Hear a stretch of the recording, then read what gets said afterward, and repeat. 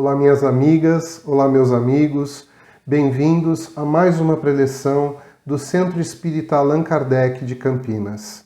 Vamos iniciar as nossas atividades de hoje fazendo uma prece, elevando os nossos pensamentos a Deus, nosso Pai, de infinita bondade, de infinito amor, de infinita misericórdia.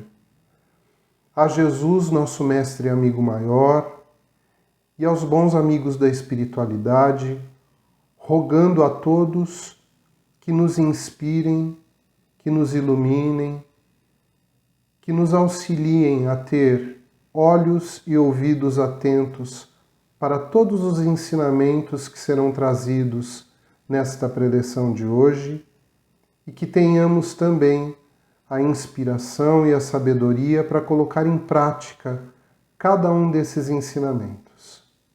Que assim seja. A preleção de hoje está no capítulo 11 do Evangelho segundo o Espiritismo, itens de 11 a 15, e o capítulo trata sobre amar ao próximo como a si mesmo. Como sabemos, Jesus resumiu os mandamentos da lei mosaica numa única frase: amar a Deus sobre todas as coisas e ao próximo como a si mesmo. Apesar desse resumo parecer simplificar o nosso caminho para alcançarmos a tão desejada evolução, ele de fato aponta não apenas para as atitudes contidas nos 10 mandamentos, mas destaca um esforço bem maior no que se refere ao nosso caráter, o nosso comportamento, ou seja, quem somos, como nos relacionamos com os outros e como estamos presentes no mundo. Amar a si próprio passa a ser uma condição essencial para que se possa então amar ao próximo. E para que isso aconteça, é indispensável conhecer-se a si mesmo, tarefa que não costuma ser fácil e muito menos simples. Além disso, a forma do meu auto-amor é o que configura a forma do meu amor para com os outros. Assim, se eu mantenho um amor torto por mim mesmo, ou seja, algo excessivamente tolerante ou excessivamente intolerante, também manifestarei uma forma torta de amar o outro. Pior ainda, se eu não me amo, por mais que me esforce para dedicar esse afeto e todas as ações que dele derivam para qualquer outra coisa ou ser que estejam fora de mim, o resultado sempre será uma forma hipócrita de afeto. Assim, começamos a nos deparar com nossas imperfeições e a necessidade de saber como lidar com elas, o que fazer delas, como superá-las. As instruções dos Espíritos em O Evangelho segundo o Espiritismo são excelentes alertas. Nos 2 primeiros tópicos que vamos versar hoje, Emmanuel e Pascal vêm nos chamar a atenção para o egoísmo, uma forma de amor exagerado ligado aos próprios interesses. Um exclusivismo, um orgulho, presunção, onde a pessoa se toma como referência para tudo e fica estabelecida a falta de consideração com o outro. Esse é o egoísmo. Essa é a chaga que não permite a evolução do nosso planeta, já que é a partir dele, do egoísmo e também do orgulho, que acontecem tantas mazelas nas relações humanas, na sociedade e na humanidade como um todo. É por conta do egoísmo que não vemos a dor e o sofrimento pelo qual passa o nosso irmão, e por conta do orgulho não conseguimos admitir a existência desse mal em nós. O Espírito Emmanuel, em 1861, deixa em sua mensagem um alerta sobre a grande necessidade de todos nós que nos intitulamos cristãos, seguidores dos ensinamentos do Mestre Nazareno, voltarmos nossa força e nossa coragem contra o egoísmo. Ele destaca que é preciso mais coragem para vencer a si mesmo do que para vencer aos outros. De fato, olhar para dentro de si e reconhecer as próprias deficiências é, na maioria das vezes, uma das mais dolorosas jornadas que o indivíduo pode empreender para encontrar a libertação através da verdade. Não falamos aqui dessas pseudo-verdades que, pelo orgulho e egoísmo, atendem apenas aos interesses próprios, mas da verdade universal, que tem como base as leis morais, leis divinas, que são imutáveis e, portanto, não se adaptam às vaidades e vontades individuais. Emmanuel chama ainda o egoísmo de monstro devorador de todas as inteligências, já que ele ataca a verdade e distorce a realidade segundo a vontade da pessoa egoísta. Desta feita, surgem comportamentos como o preconceito, a injúria, a maledicência, as negações, a intolerância, a exclusão, ou seja, falhas de caráter, de crenças e de valores irreais que geram atitudes e pensamentos opostos ao amor incondicional que devemos dedicar uns aos outros, conforme foi ensinado e exemplificado por Jesus, como caminho para nossa evolução e nossa felicidade. O egoísmo é, portanto, o antagonista da caridade. Pascal, outro espírito protetor que traz a sua mensagem no capítulo que estamos versando, aponta que precisamos lutar contra a couraça que nos impede de sensibilizarmos com as dores e sofrimentos dos nossos irmãos. Uma couraça que atravanca a solidariedade, a empatia e, principalmente, a caridade. Ele ressalta que a dureza de nossos corações mata os bons sentimentos. Meus irmãos, minhas irmãs, neste período da pandemia de Covid-19, fomos todos convocados a olhar para além de nós mesmos e entender que os resultados de tudo isso pelo que passamos e que ainda enfrentamos enquanto humanidade terrestre é resultado das ações individualistas. Cada um de nós é corresponsável pelo todo. Diferente do que deveríamos fazer, aparentemente os olhos, ouvidos e corações se fecharam mais ainda. O egoísmo e os interesses particulares tomaram conta de todo o cenário mundial.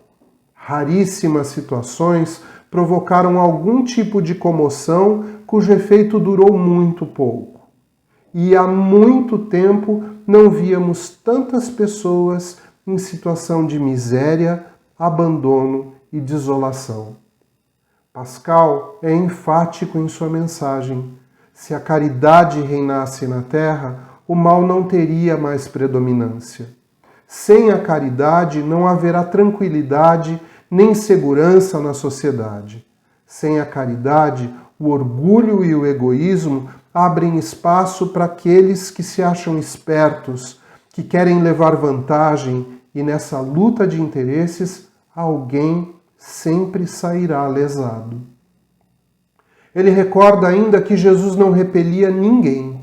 Todos que o buscavam eram socorridos.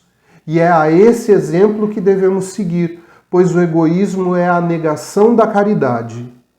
As mensagens seguintes são assinadas por um espírito protetor e por Elisabeth de França, e também por Lamennais, tratando ainda da caridade, da sua relação com a fé e a importância de ambas na realização e vivência do amor ao próximo. Um dos pontos importantes a destacar dessas mensagens é a diferença entre um impulso generoso e a caridade. Todos, sem exceção, podem em algum momento ser tomados por um impulso de generosidade, que, embora também seja importante, na maioria das vezes é fugidio, situacional e acaba por atender momentaneamente a quem precisa. A caridade é impossível sem a fé, diz o Espírito protetor, tendo como características mais importantes a abnegação e o sacrifício constante dos interesses egoístas.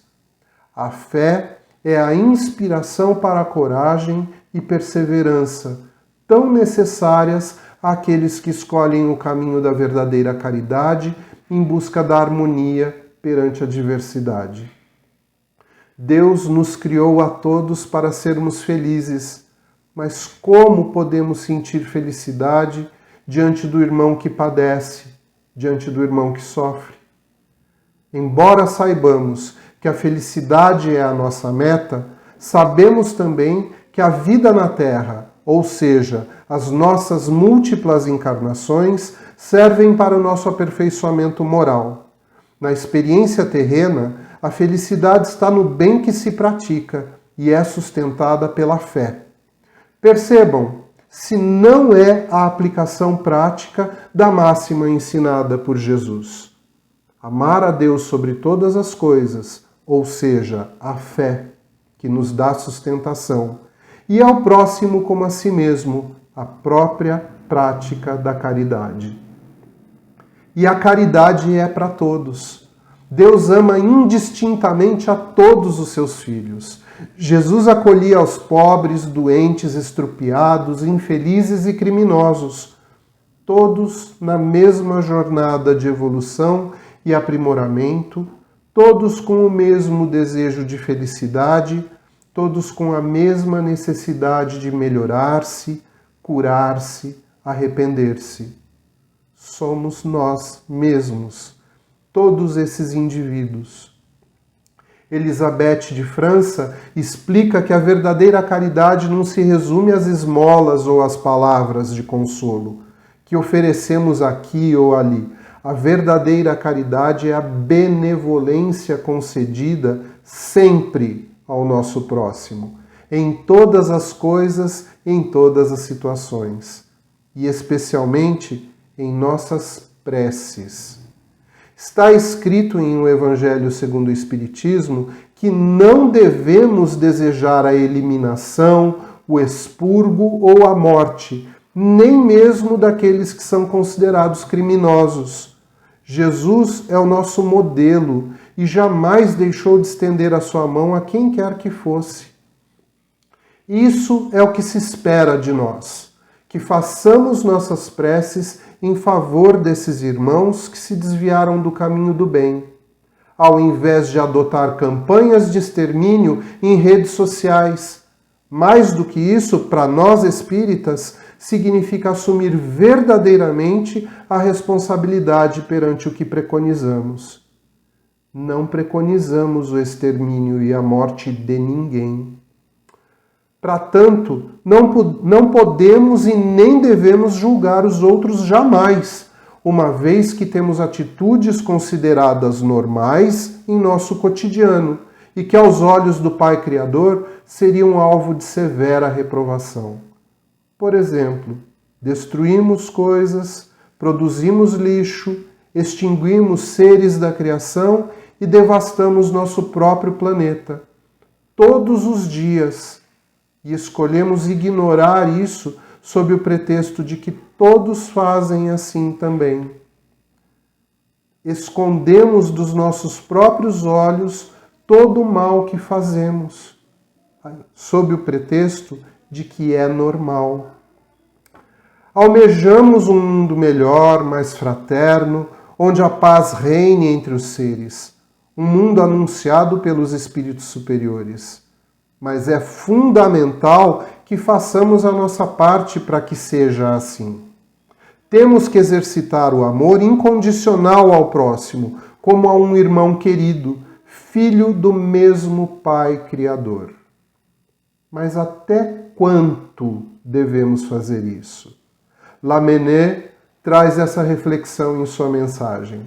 Devemos ser caridosos a ponto de pôr nossas vidas em risco? Qual o critério? Quem seria merecedor desse sacrifício? Novamente, o esclarecimento sobre a caridade nos diz que não se escolhe a quem socorrer.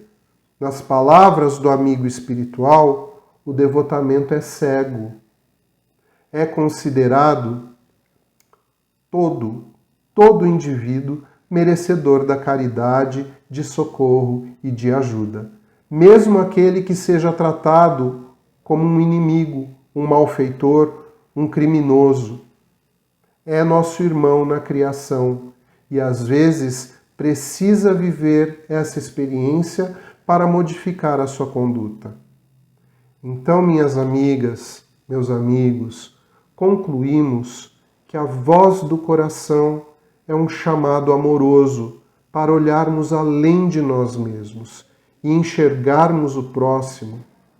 E a compaixão, essa é a verdadeira caridade.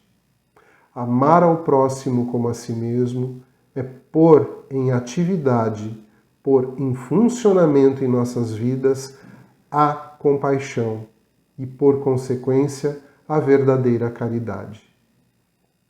Essa é a mensagem que o Evangelho segundo o Espiritismo nos traz hoje. E agora eu convido a todos para que façamos juntos uma vibração. Então, ainda com os nossos pensamentos elevados ao plano maior, ao nosso Mestre Jesus, a Deus, nosso Pai Criador, vamos neste momento, primeiramente, agradecer pelos ensinamentos do nosso Mestre Jesus e pedir que tenhamos, Senhor, a ajuda do plano maior para colocarmos em prática a cada um desses ensinamentos. Vamos agora expandir o nosso desejo sincero de ajudar o nosso próximo, de ajudar os nossos irmãos. Vamos expandir isso nos limites do nosso planeta. Pensar nessa nossa terra, nessa nossa escola, e envolvê-la toda numa vibração, num desejo de paz, de harmonia, de fraternidade, de desenvolvimento, de evolução. Mestre Jesus, ampara, Senhor, as pessoas que neste momento estão sofrendo com a guerra, sofrendo com a fome, com a falta de recursos. Ampara cada um desses irmãozinhos, mas especialmente ilumina, Senhor, as mentes e os corações dos governantes, para que eles também, em primeiro lugar, escolham outras maneiras para resolver as suas contendas. Vamos nos aproximar de nós neste momento, vibrando pelo nosso Brasil, também pelos nossos governantes, para que tenham sabedoria, para que tenham a inspiração do plano maior, para tomarem as melhores atitudes.